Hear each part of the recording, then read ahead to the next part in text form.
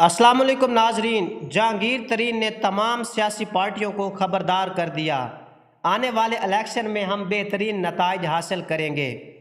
इस्तेहकाम Pakistan party की बुनियाद रखते हुए उन्होंने कहा कि आज इस जगह पर मौजूद तमाम लोग ये चाहते हैं कि पाकिस्तान को तरक्की के रास्ते पर गामजन किया जाए।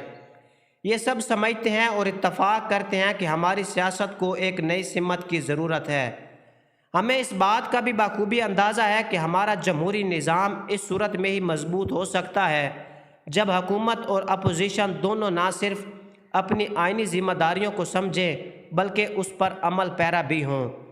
उनका मज़ीद कहना था कि सियासत, मुल्क तर्ज हुक्मरानी, हुकूमत और अपोजिशन दोनों इसका हिस्सा हैं। आने वाले दिनों में हमारी जमात और भी ऐसे लोग शामिल होंगे जिनको ना सिर्फ अपने हलकों में इज़्ज़त है बल्कि उनका वोट बैंक भी मजबूत है। मैं मुश्तरका जद्दोजहद में हमारे साथ शामिल होने वाले के जज्बे को सलाम पेश करता हूँ। दोस्तों, जहांगीर तरीन ने मज़ीद कहा कि आने वाले दिनों में हम अपनी इस्लाही एजेंडा मंजर आम पर लाएंगे। अपने साथियों के सियासी तजर्बे से भरपूर फ़ायदा उठाने का इरादा रखते हैं।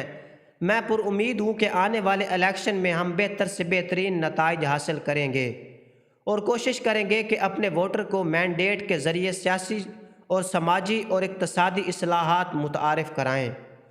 जहांगीर तरीन ने कहा कि हमने बरामदात को बढ़ाना है, IT सेक्टर को ख़ास तौर पर उठाना है, हमारी ज़राअत में बड़ी जान है, किसान को मजबूत करना है और अपने देहात पर तवज्जो देनी है। इस जमात का मकसद नौजवानों की उमंगों की तर्जमानी करना है।